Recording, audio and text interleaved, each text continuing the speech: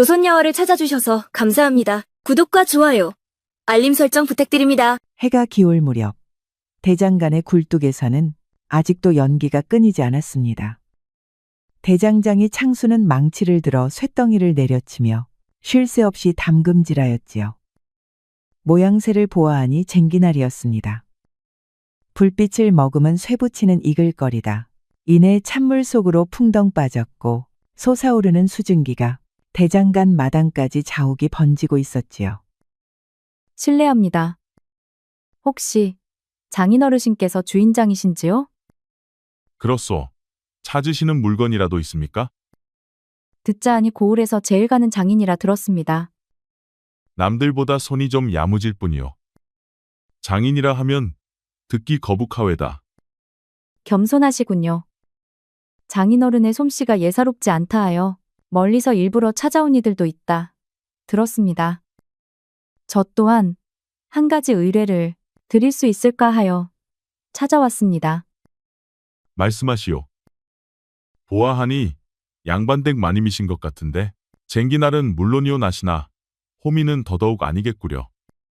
창수는 그리 말하며 여인을 가만히 살펴보았습니다. 낯빛은 어두웠고 눈매엔 어딘가 주눅든 기색이 서려 있었지요.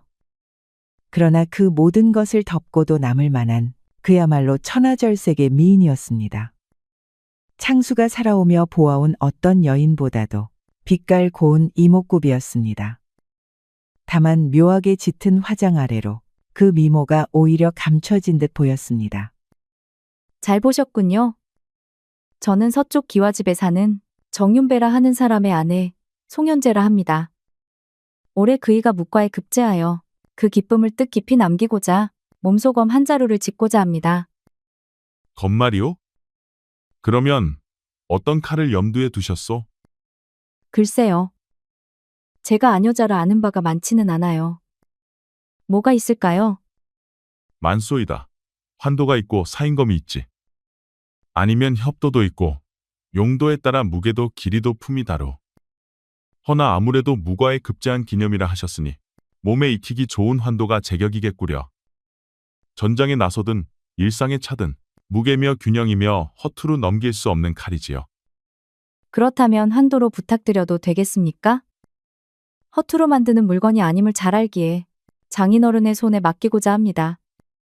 그 말씀대로라면 거물줄리의 손 크기, 팔 길이며 허리선과 균형까지는 알아야 하오. 그래야 검이 몸에 붙지 아무렇게나 만들었다간 도리어 해가 되지요. 차라리 남편을 모셔오는 것이 어떻소? 그 점이 조금 난처합니다. 남편에게 깜짝 선물로 주고 싶은데 사전에 치수를 잰다고 하면 먼저 눈치채버릴 테니 말이에요. 허면 마님께서 대신 알려주시겠소? 부부 사이니 누구보다도 남편을 잘 알지 않소? 연재마님은 창수의 말에 잠시 생각에 잠기더니 이내 고개를 작게 끄덕였습니다. 좋은 생각이네요. 제가 날마다 들르겠으니 기억나는 대로 손 모양이며 팔 길이며 하나하나 전해드리겠습니다. 좋소이다. 그리하시지요. 연재마님은 역게 웃고 거래대금을 창수에게 주었습니다. 적지 않은 액수였기에 창수는 작정하고 검을 만들어야겠다고 결심했지요. 그날 이후로 연재마님은 날마다 창수의 대장간을 찾았습니다. 그리고는 창수의 요청대로 검을 만들기 위한 남편의 정보를 하나하나 전해주었습니다.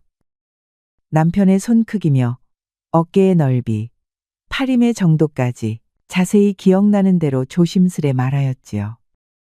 허나 그뿐이 아니었습니다. 창수는 굳이 남아있을 필요 없다고 했으나 연재마님은 대장간 한켠에 자리를 잡고 책을 펼치거나 찬물을 끓이거나 하며 조용히 머물다 가곤 하였습니다. 굳이 하루 종일 여기 있지 않아도 돼요. 일 보고 돌아가시지요. 아닙니다. 번거로운 일을 요청드린 데다 남편을 위한 물건이니 아내인 제가 좀 더 신경 써야지요. 그것도 그렇지만 양반가의 마님이 이런 대장간에 오래 머무는데 불편하지는 않소? 불편하긴요. 뜨거운 화덕이 있어서 따스하고 장인님이 열심히 풀무질하고 담금질할 때의 소리는 마치 흥겨운 가락처럼 들려와서 조용히 듣는 맛이 있답니다. 거참 특이한 분이시구려. 그 말을 들은 창수는 더는 말하지 않았습니다.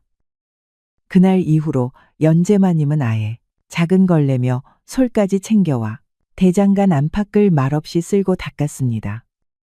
벽에 걸린 낫과 보습, 낡은 쇠집게들 위로 쌓인 먼지를 걷어내고 다시금 화로엔 재를 치워 말끔히 털어두었지요.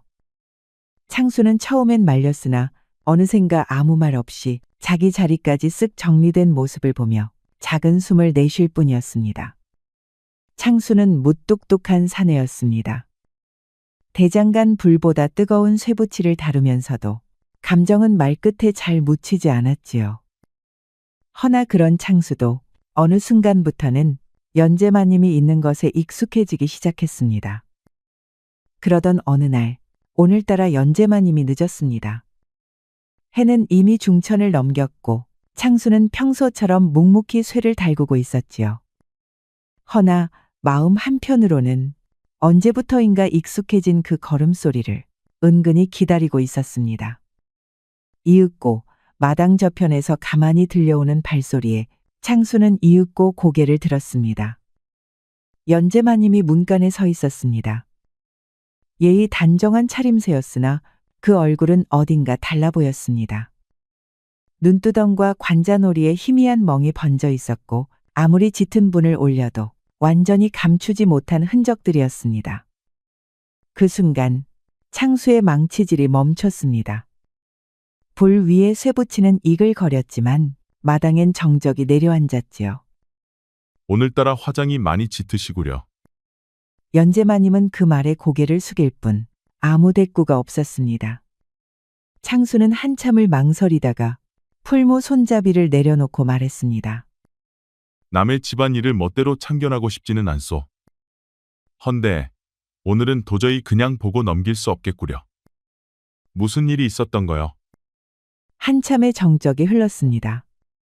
연재마님은 발끝만 바라보다가 조심스레 입을 열었습니다. 말씀드리기 부끄러운 일입니다. 집안일이라 더더욱 입을 떼기 어려우나 여기까지 왔으니 숨겨서 될 일은 아니겠지요. 이 상처는 남편이 만들었습니다. 그게 당최 무슨 말이오? 남편이 손찌검을 하는 거요? 그이는 예전부터 성정이 사나운 편이었습니다. 무과에 몇 차례 떨어지면서부터 마음이 뒤틀려 그 분노가 제게로 향하기 시작했지요.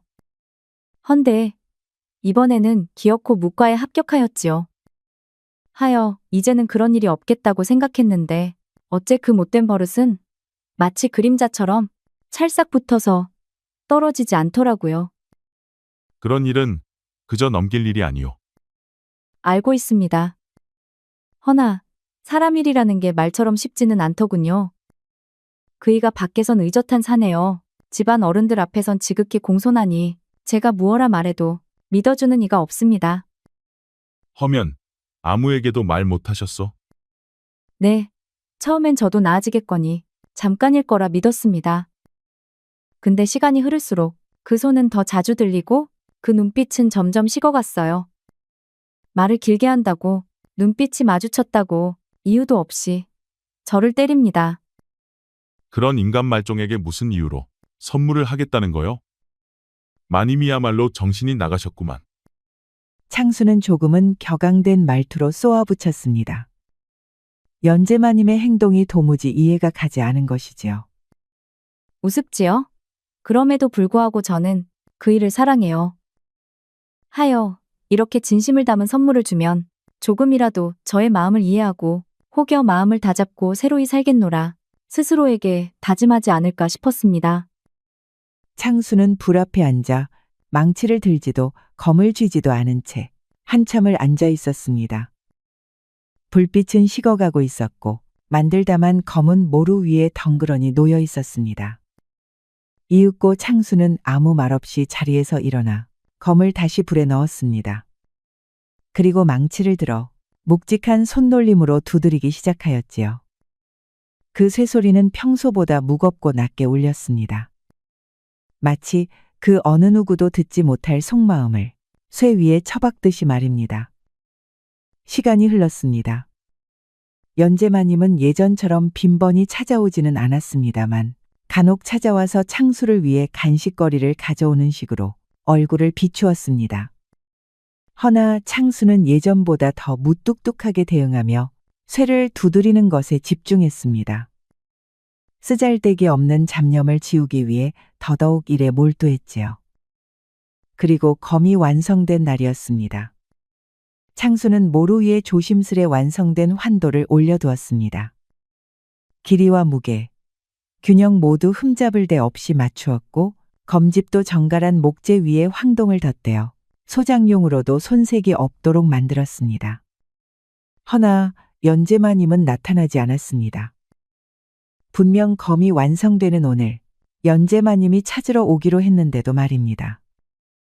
결국 해가 서쪽으로 기울 무렵 창수는 검을 조심스레 보자기에 싸매어 들고 연제마님의 집으로 발걸음을 옮겼습니다. 서쪽 끝자락, 기와 지붕이 길게 이어진 고택. 창수가 대문 앞에 당도하자 하인 하나가 황급히 앞을 막았습니다. 누구시오? 무슨 볼일이 있으신지요? 대장간에서 왔소. 송현재 마님께 드릴 물건이 있어 들렀소이다. 전에 마님께서 직접 의뢰하신 것이오. 하인은 흠칫 놀라더니 뒤를 돌아보다가 곧 작게 손을 저었습니다. 오늘은 돌아가시지요. 지금은 뵙기 어려운 때요. 무슨 일이라도 생긴 것이오? 하인은 뭔가를 말하려다 망설였습니다. 그때였습니다. 문간 안쪽에서 쿵하는 소리와 함께 비명에 가까운 여인의 짧은 신음이 들려왔습니다. 창수는 그 자리에서 굳어졌습니다. 오늘따라 나으리가 기분이 많이 안 좋으십니다. 그냥 돌아가시는 것이 좋소. 괜히 더러운 꼴 보지 말라는 말이오. 창수는 눈빛을 가늘게 떨며 보자기를 꼭 쥔 손에 힘을 주었습니다. 그때 안쪽에서 또다시 물건이 부서지는 듯한 소리, 그 뒤를 따라 거친 고함이 터졌습니다. 또 나갔지? 이 계집아. 누구를 만나고 다녔느냐 말이다. 아니에요. 저는 그저 입 다물어라. 창수의 발끝이 그 자리에 밝힌 듯 멈춰 있었으나 그 눈빛은 이미 들끓는 화롯불 같았습니다. 창수는 더는 묵과할 수 없었습니다. 그 자리에서 보자기를 품에 꼭 끌어안고 대문을 밀고 들어섰지요. 하인들이 놀라 그 앞을 가로막았습니다. 이러시면 안 됩니다. 못하는 거요?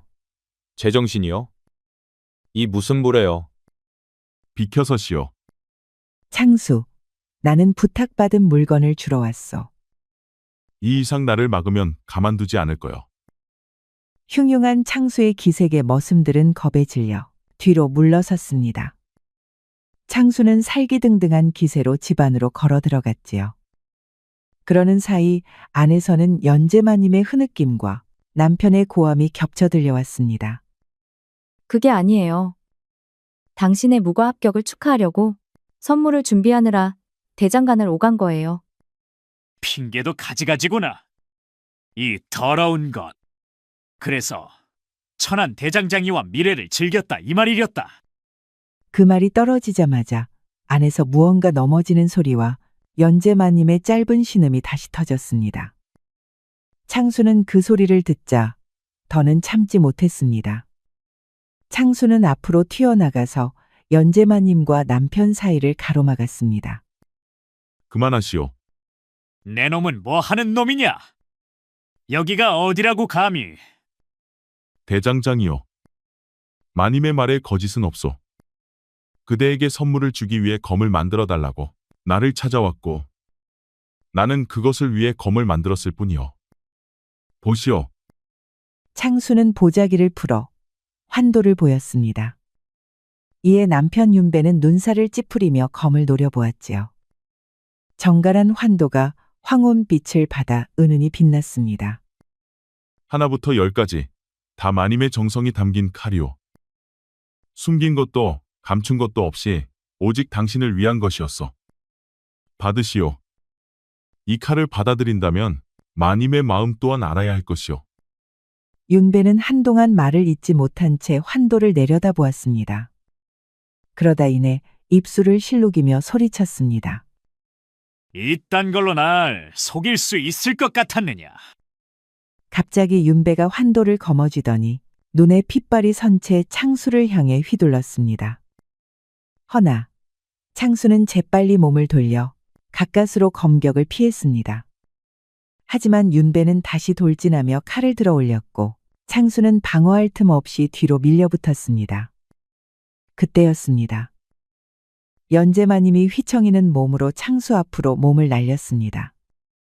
그리고 이내 윤배의 칼끝이 그녀의 옆구리를 깊이 스치며 붉은 피가 흘러나오기 시작했습니다. 모든 소리가 멎은 듯한 순간 창수와 윤배 모두 멍한 얼굴로 얼어붙었습니다. 연제마님은 창수의 품 안으로 쓰러지며 작게 숨을 내쉬었습니다. 창수는 그런 연제마님을 부축하였습니다. 막 벼려서 날카로운 검은 연제마님에게 깊은 상처를 남겼습니다. 연제마님의 안색은 순식간에 창백해졌고 눈동자가 파르르 떨리며 감겼습니다. 그 순간 문 바깥에서 우당탕탕하는 소란이 들렸습니다. 이윽고 포졸들이 들이닥쳤지요. 뭔가 사달이 날 것이라 예상한 하인들이 미리 관아에 신고를 한 것입니다. 들이닥친 포졸들은 피를 흘리며 쓰러진 여인과 검을 든 윤배를 보고 기겁하였습니다. 뭣들하는 게냐? 대낮부터 아녀자를 검으로 패다니. 현행범이로구나. 이놈 당장 검을 내려놓아라. 윤배는 환도를 들고 선 채 당황한 표정으로 뒤돌아섰고 창수는 피 묻은 손으로 연제마님의 몸을 안은 채 천천히 고개를 들었습니다. 포졸들이 안으로 들이닥치자 칼을 든 윤배는 당황한 기색으로 뒷걸음질 쳤습니다. 포졸들은 재빨리 윤배를 덮쳐 검을 빼앗고 오랏줄을 단단히 묶어 결박했습니다. 윤배는 뒤늦게 바락바락 소리를 지르며 반항했습니다. 이 모든 것은 아내가 바람을 피워서 그런 것이다. 잡으려면 저 불륜남 대장장이를 잡아야 한다. 그렇지만 포졸들은 들은 척도 하지 않았습니다. 아무렴 포졸들의 눈이 장식이 아닌데 윤배의 말이 먹히겠습니까? 그렇게 윤배는 그 자리에서 잡혀서 관아로 끌려가 버렸습니다. 하인들은 곧바로 의원을 모셔왔지요. 소란은 일단락되었습니다.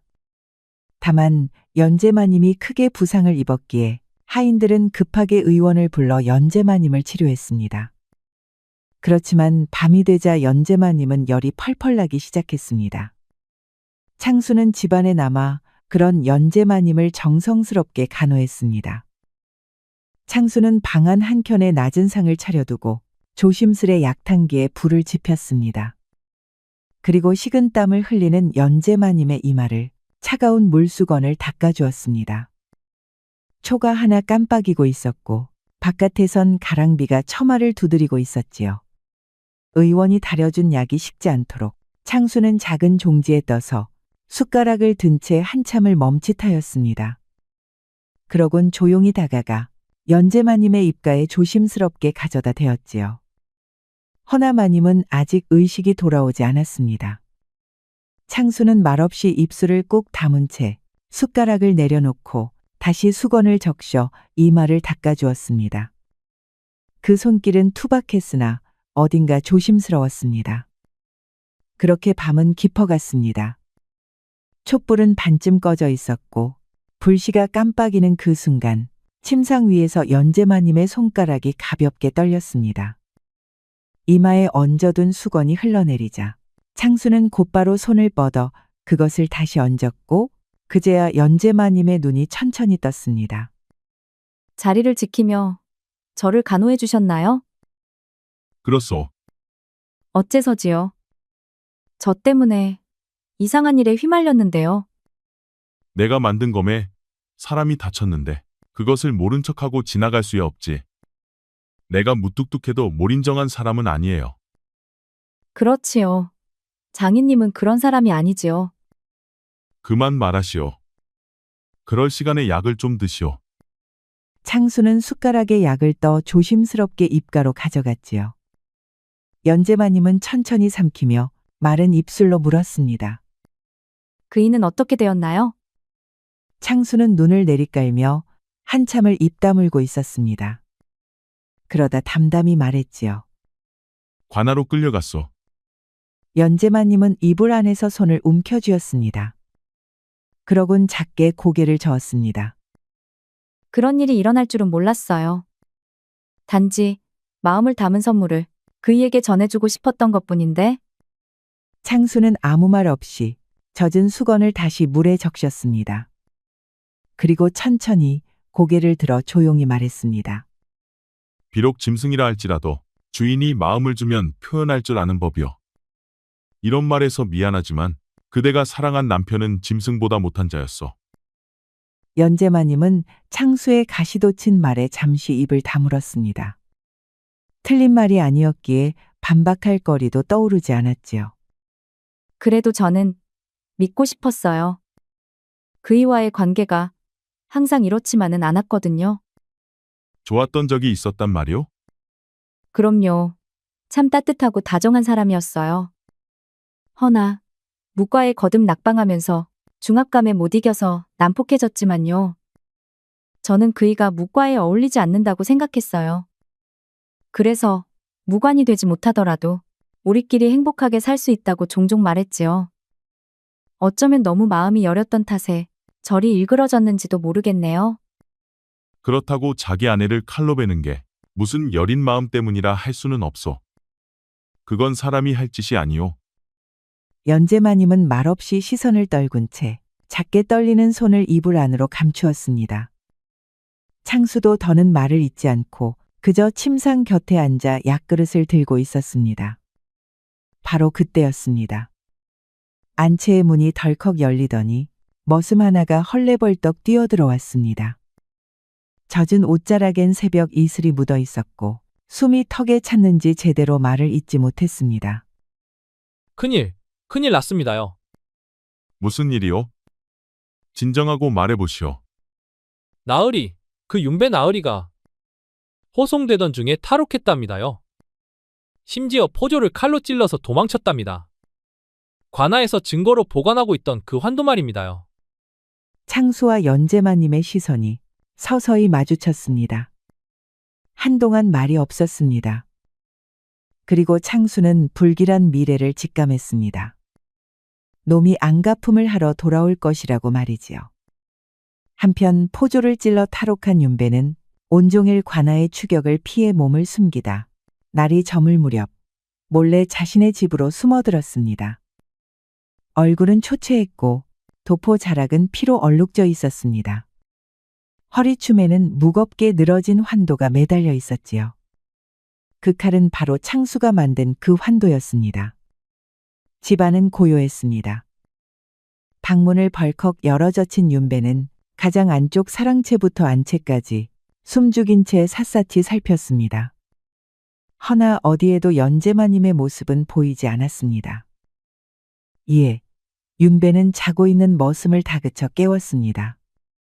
머슴의 목덜미를 움켜쥔 채 윤배는 쉰 목소리로 소리쳤지요. 그러자 머슴은 화들짝 놀라 더듬거리며 답했습니다. 마님은 대장간 쪽으로 가셨다 했습니다요. 그 대장장이 창수 그 사람 말입니다. 윤배의 눈동자에 핏발이 일었습니다. 그리고는 환도를 쥐고 대장간을 향했습니다. 달이 떠오를 무렵 창수의 대장간 앞에 윤배가 나타났습니다.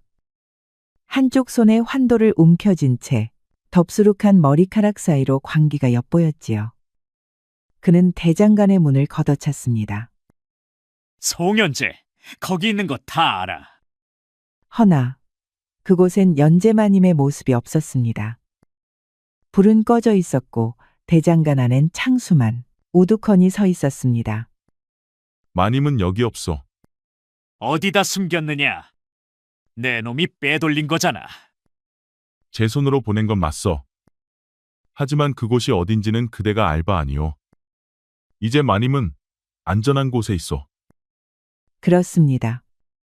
앞서 창수는 연재마님을 안전한 처갓집으로 보냈고 머슴들에게는 자기 대장간으로 데려갔다고 말한 것이지요. 윤배가 다시 찾아올 것을 예측하여 함정을 파둔 것입니다. 윤배는 핏발이 곤두선 눈으로 창수를 노려보았습니다. 그리고 환도를 들어 올렸지요.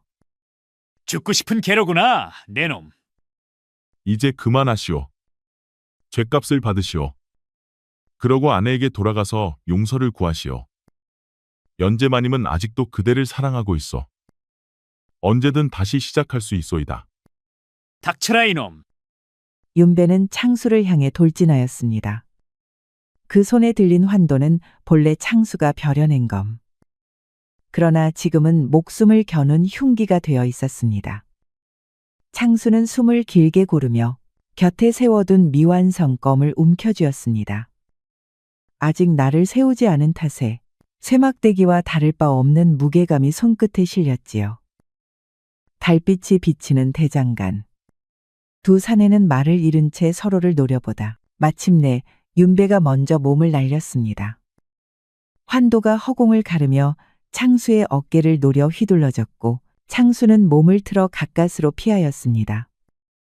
그러곤 빈틈을 놓치지 않고 쇠몽둥이를 세차게 휘둘러 윤배의 팔뚝을 갈겼습니다.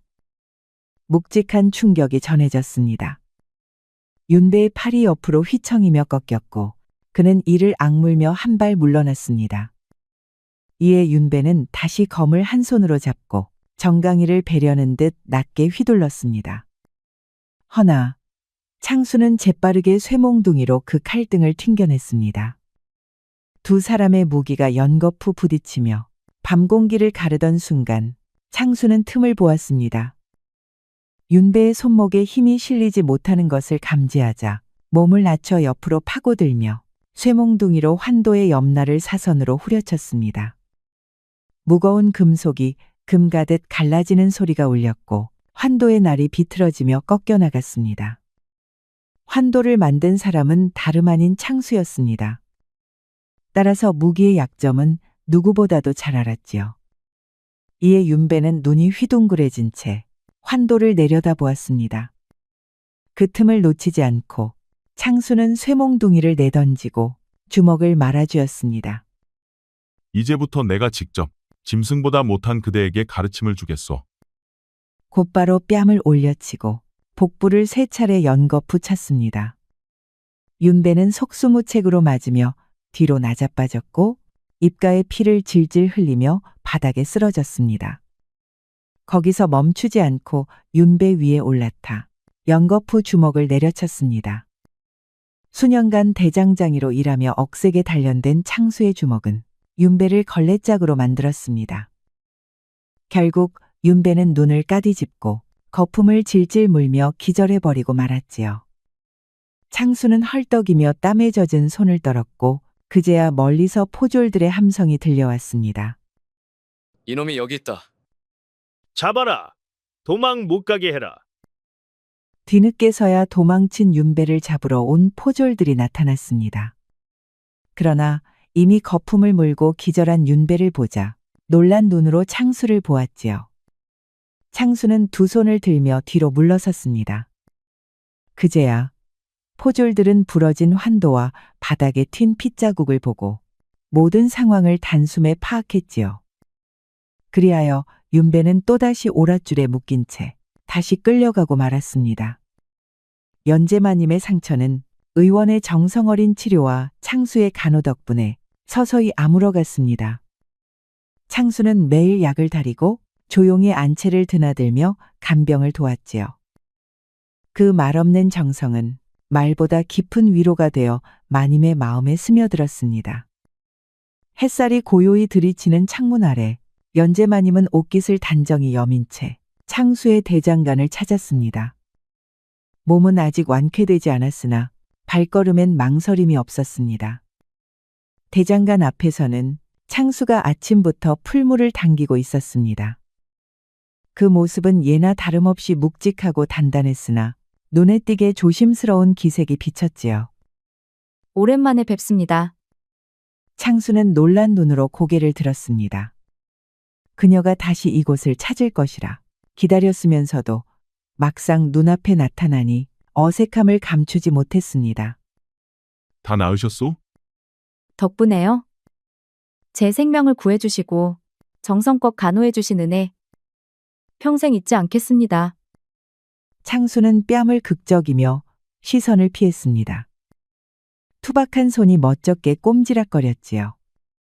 당연한 일을 했을 뿐이요. 근데 이제는 가끔이라도 얼굴을 뵐 수 있겠어? 연재마님은 잠시 창수를 바라보더니 그윽한 미소를 지으며 고개를 끄덕였습니다. 물론이지요. 자주 뵈러 오겠습니다. 그 말에 창수는 고개를 끄덕이며 조용히 그러나 분명히 웃었습니다. 한편 잡혀간 윤배는 고된 옥살이에 시달렸습니다.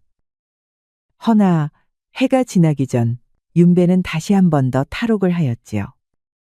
이번에는 연재마님을 찾으러 오지 않았습니다. 창수에게 해코지를 하러 오지도 않았지요. 대신 그는 산속 버려진 절터에 숨어서 거짓골을 하고 벌벌 떨다가 마치 부처님의 천벌이라도 받았는지 산짐승들에게 공격당하여 숨을 거두고 말았습니다. 흔적을 뒤쫓은 포졸들은 처참하게 훼손된 죽은 윤배의 시신을 보고 하늘의 뜻을 직감했지요. 그날 이후로 그 고을에서 다시는 윤배의 이름이 오르내리지 않았습니다. 반면 연재마님과 창수의 일상은 평온을 되찾았습니다. 연재마님은 자주 창수의 대장간을 찾아와 따뜻한 찬물을 끓이고 작은 간식거리를 내놓으며 조용히 시간을 보냈습니다. 처음엔 수군거리던 마을 사람들도 이내 창수를 향해 고개를 끄덕였습니다. 연재마님의 목숨을 구한 은인이기에 그 관계를 누구 하나 나무라지 않았지요. 연기가 피어오르는 굴뚝 아래 창수는 망치를 들고 쇠를 두드리고 있었고 그 곁엔 연재마님이 지키고 있었습니다. 두 사람은 더는 말이 필요 없었습니다. 서로의 곁에 있는 것만으로도 삶이 단단해지는 것을 알았기 때문이지요. 이리하여 연재마님과 대장장이 창수는 고요한 행복 속에서 서로의 봄이 되어 마침내 사람다운 삶을 함께 살아가게 되었답니다. 법구경에서는 악업수행, 열윤수재라는 말이 있습니다. 악한 행위는 그 사람을 따라다닌다. 마치 수레바퀴가 소의 발자국을 따르듯이라는 의미지요. 이처럼 사람이 저지른 죄업은 언젠가 제 주인을 되찾고야 맙니다. 숨겼다 하여 사라지지 않으며 덮었다 하여 사라지지 않습니다. 곧지 않은 마음엔 곧지 않은 끝이 찾아오고 한 줌의 선인은 더없이 무거운 인연이 되어 누군가의 생을 다시 일으키기도 하지요. 윤배는 스스로가 저지른 죄로 무너졌고 창수는 무사람이 외면한 마음을 지켜 마침내 복을 얻었습니다. 세상일이란 언제나 그 단순한 이치에서 벗어나지 않는 법이지요. 우리 이야기가 여러분들에게 조금이나마 재미를 선사할 수 있기를 바랍니다. 다른 재미있는 영상도 많으니 즐겁게 봐주세요. 그럼 여러분 모두 행복하고 즐거운 시간 되세요. 우리 이야기가 여러분들에게 조금이나마 재미를 선사할 수 있기를 바랍니다. 다른 재미있는 영상도 많으니 즐겁게 봐주세요. 그럼 여러분 모두 행복하고 즐거운 시간 되세요.